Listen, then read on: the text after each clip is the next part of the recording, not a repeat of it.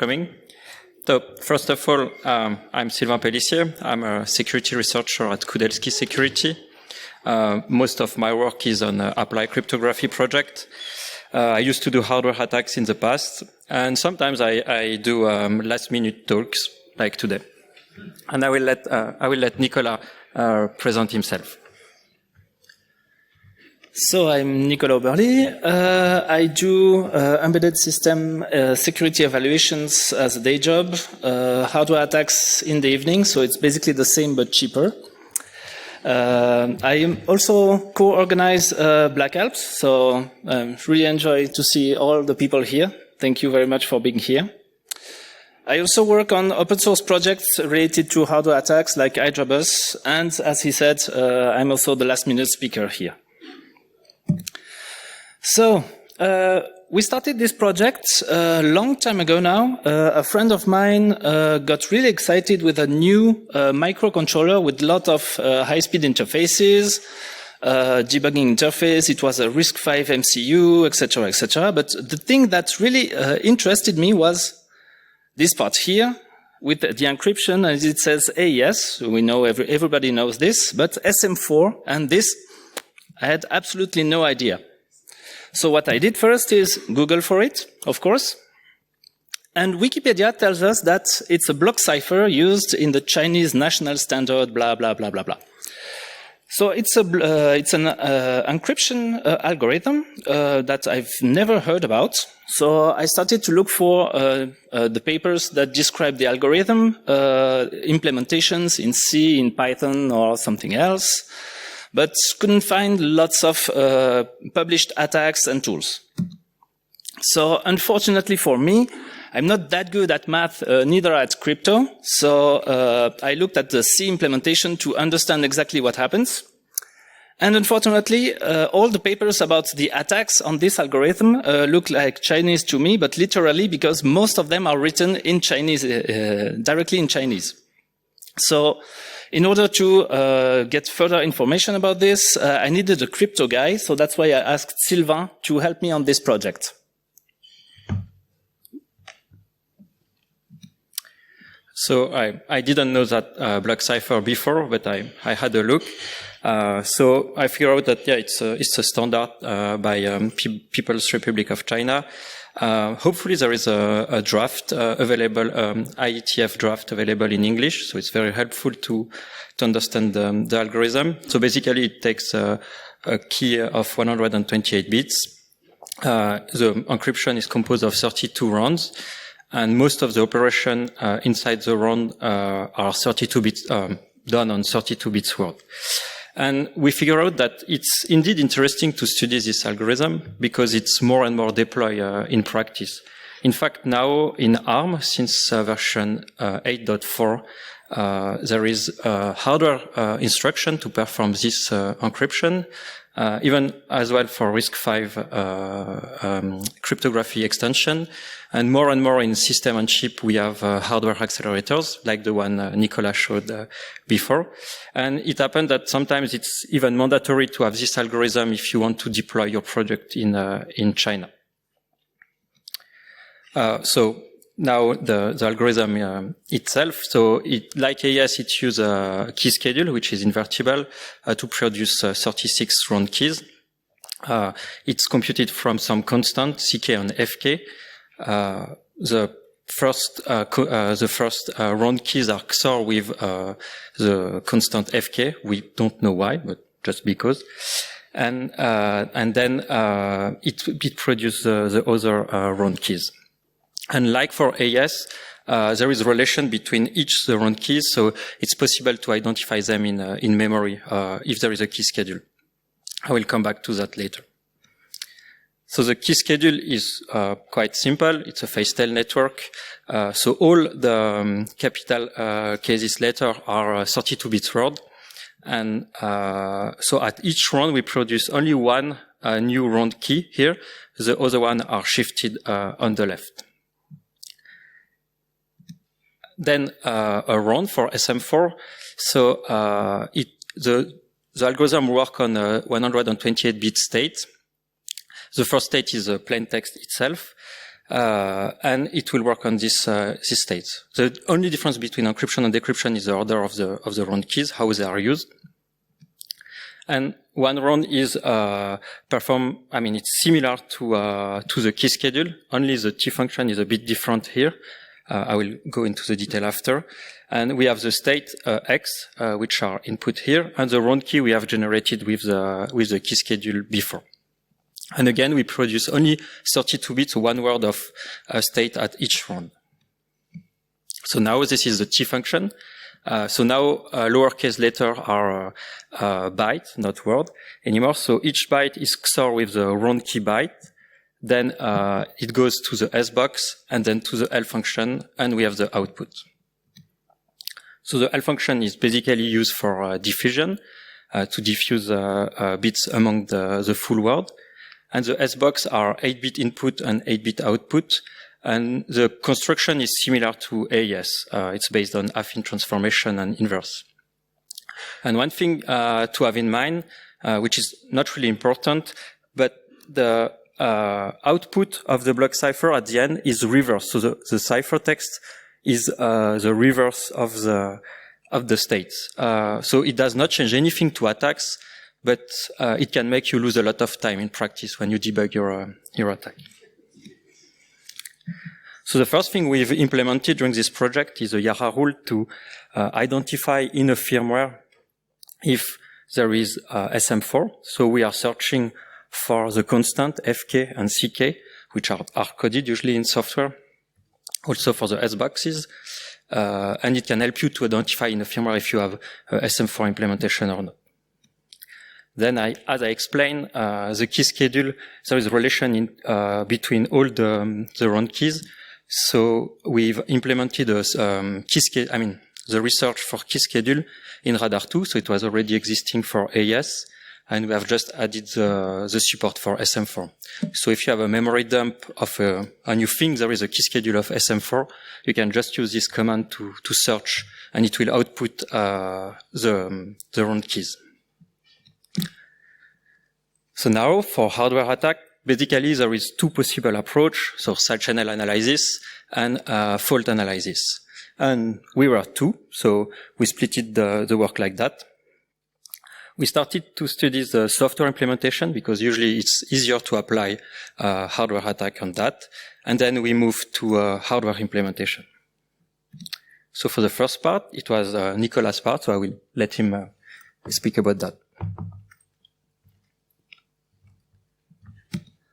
So for those who don't know what side channel analysis is, the idea is to deploy techniques to recover the secret key based on some kind of leakage that is produced during the computation of either the encryption or the decryption of the algorithm. So this can either be the power consumption of the device encrypting data, electromagnetic emissions, timing, etc., etc. This technique is well known, mostly for AES. There are a lot of various papers and open source tools to attack AES using side channel analysis. But unfortunately, for SM4, there was absolutely none. We found some papers, again in Chinese, about this, but no public tool to attack SM4 using side channels. So first of all, what we need to do is get some traces. So what I did is I took SM4 implementation in C, built a small firmware on an ESP32, so those small microcontrollers that you had on the BlackAlps badge before. Run the acquisition, so I basically asked the firmware to encrypt some plain text and give me the output. And while it's doing the computation, I will record all the power consumption of the device. And what I did is I took 50,000 average traces, and each trace is 100 encryptions. That means I did 50 million encryptions just to get this kind of graphs. Doesn't look really impressive, honestly. But what you can see here is that you have a repeating pattern, and if you count them, you have 32 of them. Means that the CPU does something 32 times, and as Sylvain explained, SM4 is a 32-round algorithm. Just for clarification, I show here the first round, that is done here, the second round is done here, third one is here, fourth one is here, blah, blah, blah, up until the last round, which is right here. So once I have those traces, what I need to do is implement a library to analyze those traces and try to recover the encryption key. So I either have the choice to build a new tool or use an existing library and implement the support for SM4. And that's exactly what I did using a library which is called Scared, made by eShard. I chose this one because the code was really clean. There was a lot of documentation. The code base is open source, of course. And most of all, it's written in Python. So it's way easier for me to add support for that. So I first started to implement the whole SM4 algorithm in Python to be used in that library. That means I had to play along with the various Python libraries just to get the right inputs, do the computation, get the right outputs, work with batches of hundreds or thousands of traces, etc., etc. What I also did is add some helper functions that will help the analyst to play with the traces. So I implemented both the forward functions. So you saw the T function presented by Sylvain. I implemented also the reverse T functions, reverse, all the algorithm can be done in reverse as well.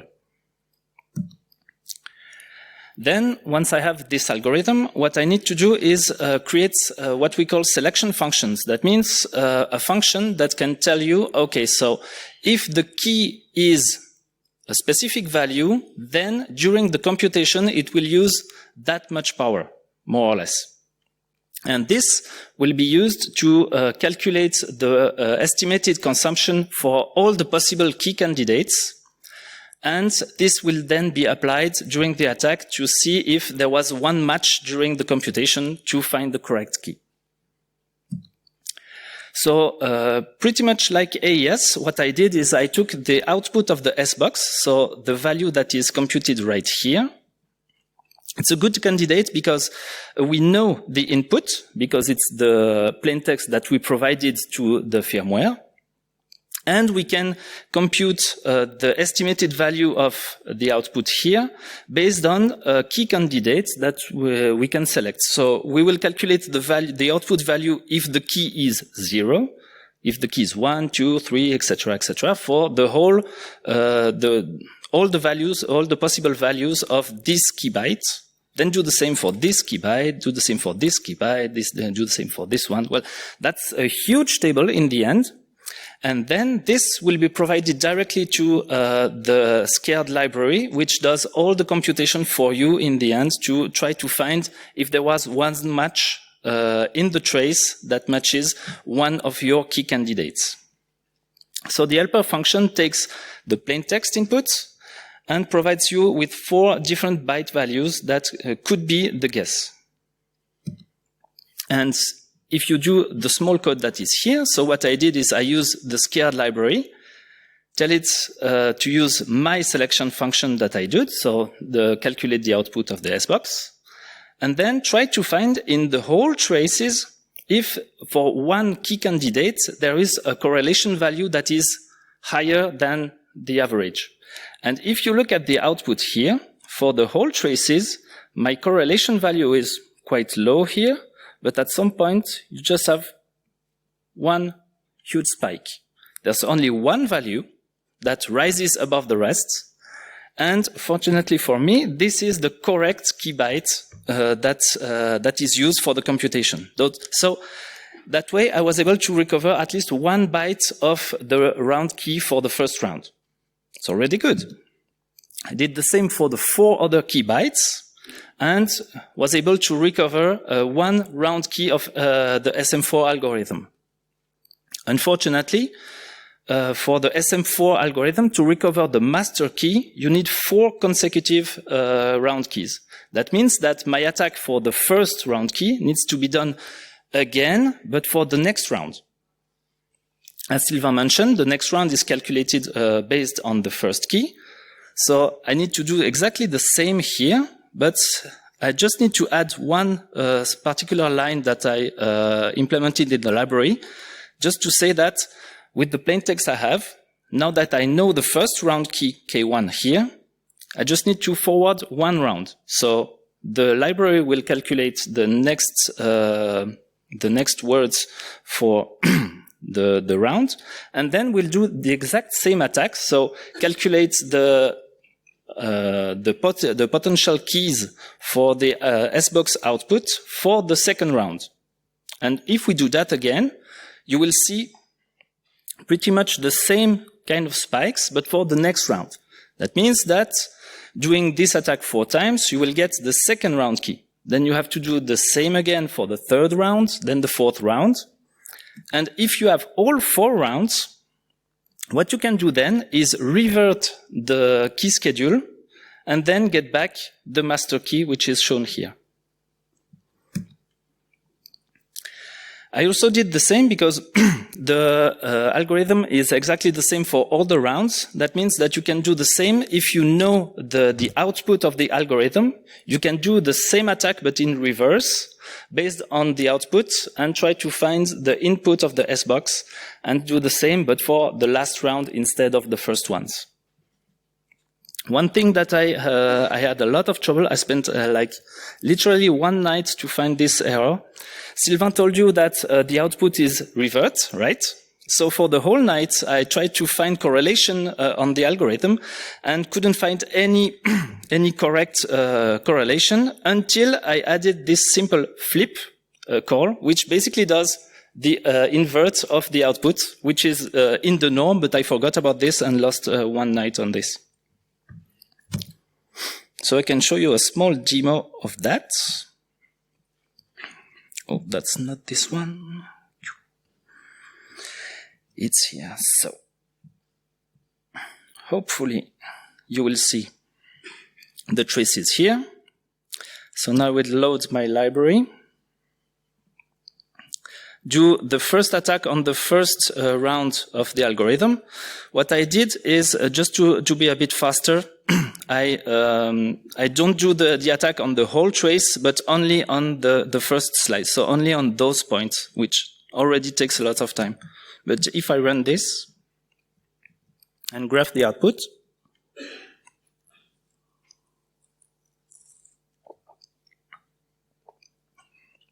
you will see that for the first round, for the first key byte, you will just see one value rising above the rest. For the second key byte, only one value rising above, the third one, the fourth one, etc., etc. It's the correct one.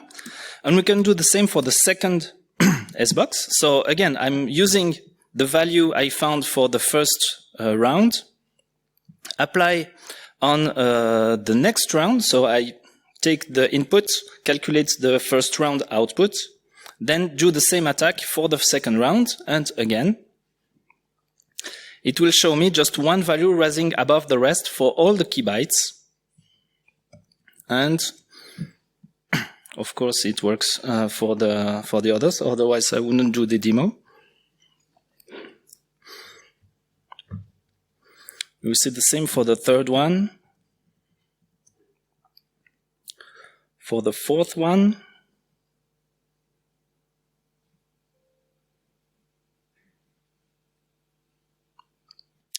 And in the end, if you remember, you have to apply this CK constant on the algorithm. And in the output, you have the correct master key that was written in the firmware that I used to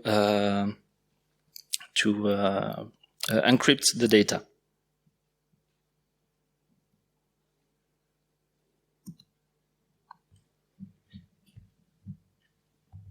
So now the fault analysis part.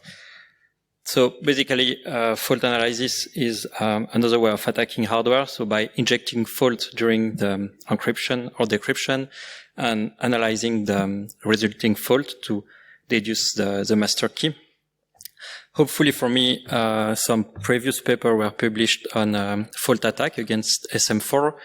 The first one was published in 2006.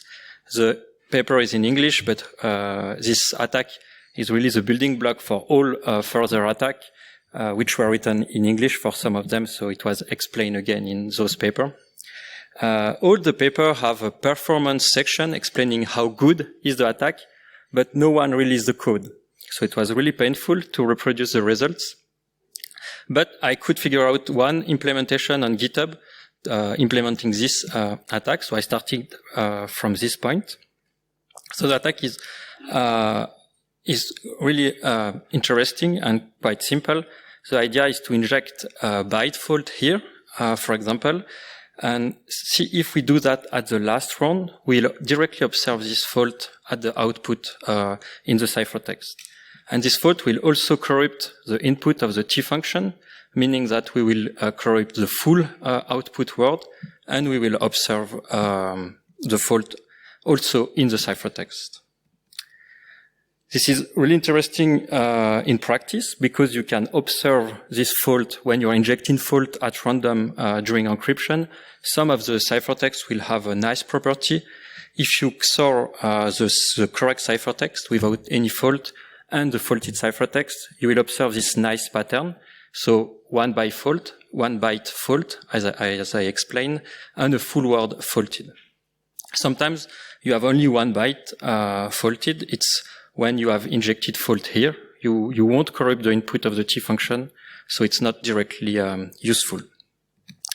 So I will go a bit into the attack. So if you want to have a sleep, it's the best time now. So basically, it's a differential attack. So we take a faulted byte, faulted by a value alpha, and we know this alpha because we can observe the output, and we write the output, the difference of the output after the Sbox for the faulted ciphertext and for the correct one. And we can just gather all the input value into a variable x, which is unknown because it also depends on the round key byte, and a value alpha, which we know. Then if we start from the corrupted output, we can apply the inverse L function on the difference of the two output, and we will obtain a word which is all 0 except for 1 byte, which is the byte we have faulted. So now the problem is to find a x, unknown, which satisfies this equation, s of x XOR s of x XOR alpha equal beta. But we can deduce, we know alpha and beta. So the idea of the attack is to compute static table T, and for each index we will enter all the x which satisfies this equation. And if you build this table, you will notice that on average you will have only 2 candidates for each index. So then we start injected fault to the cipher. We compute alpha and beta from the output of the cipher. We look at the T alpha beta, and we can deduce some key byte candidates. So on average 2. And then we redo that again with another faulted ciphertext. We intersect the key candidates, and hopefully we'll have one key byte, which is the correct one. So that's how we recover one key byte. We can do that for the 4 key byte of a round key. And as for side channel, we can then decrypt so revert the last round, apply the fault attack again, and recover the round key before, and so on, until 4 round keys are recovered, and then we can revert completely the key schedule and get the master key. So on average, with this attack, we need 32 faults in total. So we started to test this attack on simulated fault. So we implement some SM4 block cipher in Python. We introduced some fault exactly at the place we wanted. And then we moved to ARM firmware written in C. And we use a tool we have released before in the past called the Glitchosaur 3000, which will help us to emulate fault. And our fault model was to skip an instruction at a random place, which is something we have observed in practice when we inject fault in a real device. we fix the key, we fix the plain text, and then we collected the output from our tool. So here we have the address and the instruction where the fault happened, and the result at the end. And we collected this this fault, and then we apply our attack. I mean, not our attack, but the first attack I presented. So this is the here in the first part. This is the fault I generated in software. So they are all perfect. The pattern is really nice, what I wanted.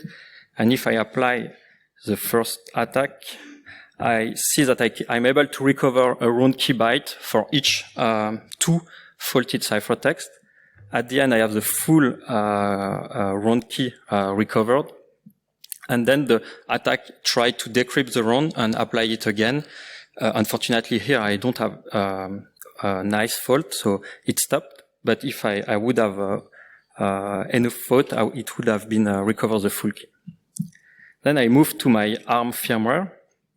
And now, if I look to the faulted ciphertext, I don't have this pattern I wanted to use for my fault attack. So I was stuck. Even though there is here nice fault, which seems interesting, but the first fault attack was not covered by for this case. So I went back to the literature, and there was a second attack published in 2007, and this is an extension of the first attack. The authors explain that you can fault one round earlier, and you will corrupt all the bytes of the following word. So now you can apply the attack I presented, but in parallel on all the 4 bytes of the round key. And also, it's interesting because it transforms a byte fault model into a word fault model. Now we can take some fault happening into a full word. So to have a picture of that, now if we fault one round earlier, we will corrupt the first T function, which will corrupt the input of the last one. But now it will corrupt all the input here. And we can still observe the output at the end into the ciphertext. And again, we have also the input, which are not hidden here because they are directly shifted. So that's still nice for us. And in the paper, they are even going further by faulting even one round earlier. And in this case, you can recover 2 round key in a row, only with 2 faults. So it's really, really powerful. And it means that with 4 faults, we can recover the key completely. And now there is still a pattern, which is interesting. If we XOR the correct ciphertext and the faulted ciphertext, a bit different. There is more word corrupted, but still, we can still filter those patterns. It just doesn't work if we fault this one, xi plus 1, because now it will be, so the fault will be injected into the first T function, but it will be hidden by another value here, so it's not directly applicable. And also for completeness, there is another attack going one round further. So now you just need one fault, and basically you will brute force the DFA for each candidate. So it takes like 2 to the power 10 DFA for each candidate. So it's quite long. So we didn't implement that attack because we didn't need that. Maybe it would be interesting if you don't have access to a lot of faulted ciphertext. And the main problem is now you don't have this nice pattern in the ciphertext as the output, so it can be difficult. However, implementing those attacks, we figure out that there is still some room for improvement. Again, if you fault this xi plus 1, you don't have access to the input for your attack. But it happens sometimes that if it's a byte fault, you can still try all the 256 possible value during the DFA, and it still works. And also what we observe for hardware implementation, sometimes you fault only the computation of T, not the register itself. So basically the difference will stay to 0, and the attack is also applicable in this case. So what we did, we implemented this extended fault attack. And in fact, you can combine the first one with the second one and keep track of the key candidate. We did that, so we included that in the side channel Marvels from Philip Towen. So it was a tool used for AES to perform fault attack on AES. So now there is a package, Phoenix SM4 for SM4, implementing those attacks. So if you want to use it, it's just a pip install. So it's quite convenient. And I will show how it's works.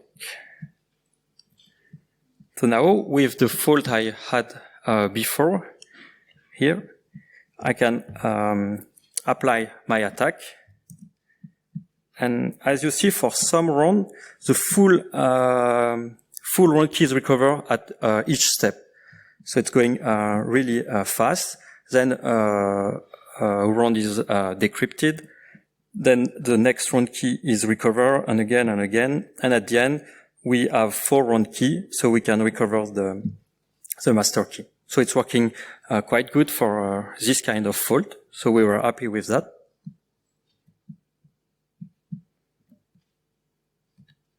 And now we had all the tool to perform attack against hardware implementation. And I will let Nicolas explain that. So while we were working on this, the friend of mine who was talking to me about this chip released this really nice dev kit for the aforementioned microcontroller. By the way, by the end of the week, he will do a presentation at GREAC, another conference in Grenoble. If you want to see the outcome, it should be available on YouTube. Thanks, Cooper. So again, it's based on this CH569W from WCH, which is a Chinese manufacturer of microcontrollers. It's a RISC-V microcontroller with the hardware SM4 IP. So means once I got access to this board, I was able to develop a small C firmware, but instead of doing a software implementation of SM4, I'm using the SDK to ask politely the microcontroller to use the hardware SM4 to encrypt the data and output the ciphertext. So hopefully everything works correctly. So I did the setup at home, prepared the side channel analysis, and unfortunately, for all the captures and traces I tried to do, I had no correlation on any part of the algorithm. I have correlation on the plaintext inputs, on the ciphertext outputs, but in between, I just have some garbage and no usable information. So my guess is my setup at home is not fast enough, so I will need to find time and find better oscilloscopes and better testing equipments to do a better setup and being able to implement software, hardware, side channel analysis on this chip.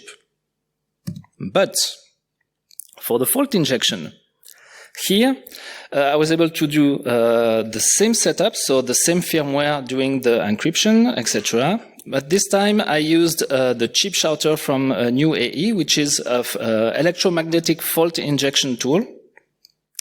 The setup I used is using a 400 volts pulse injection for 115 nanoseconds.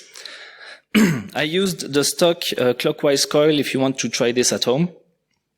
And I let it run for several days, trying to always send the same plain text and collecting the output. And if the output was different than the expected one, that means I did a fault.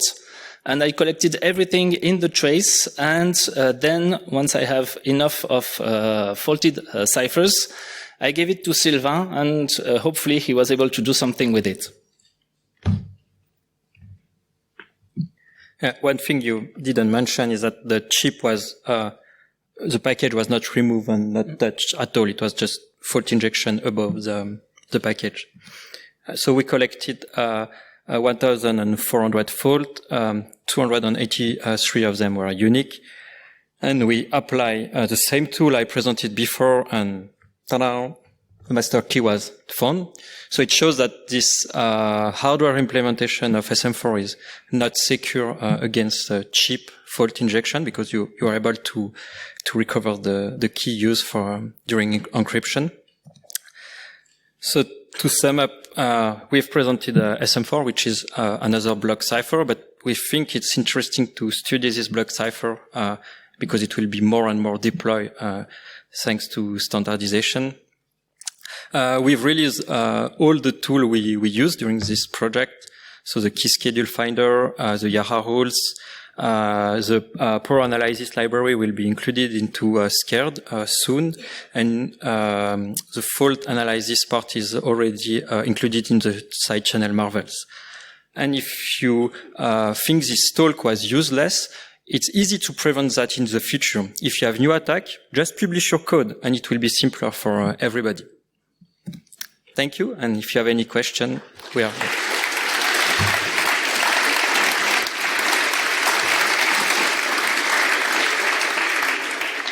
Thank you for the great presentation, Sylvain, Nicolas. Does anyone have any question?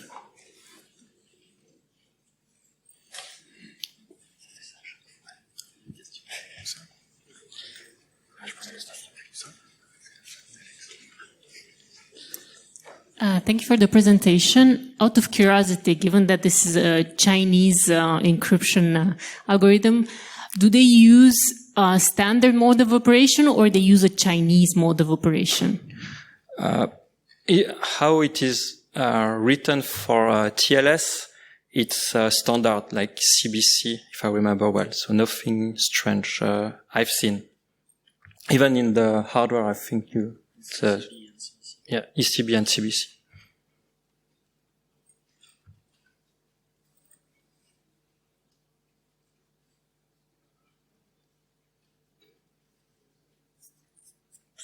It was clear.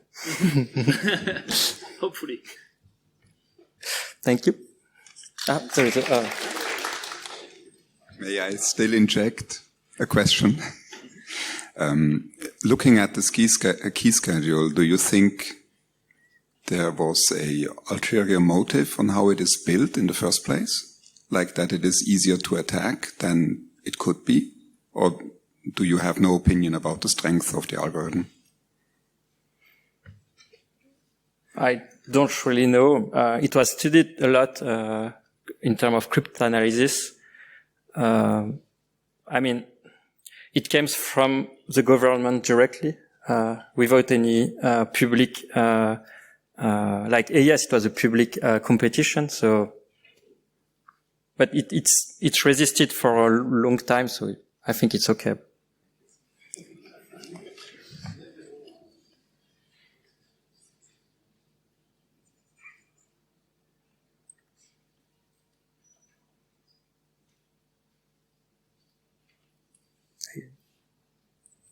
No more questions? Yeah, là-bas. That's all.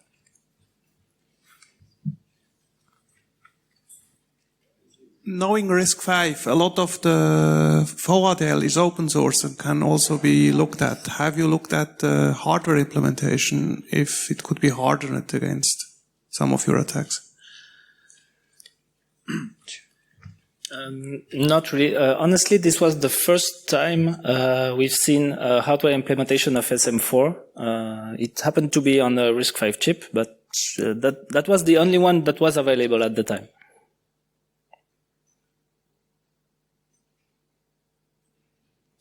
Okay, last chance to ask a question. Nobody? Okay, let's thank the speaker again. Thank you.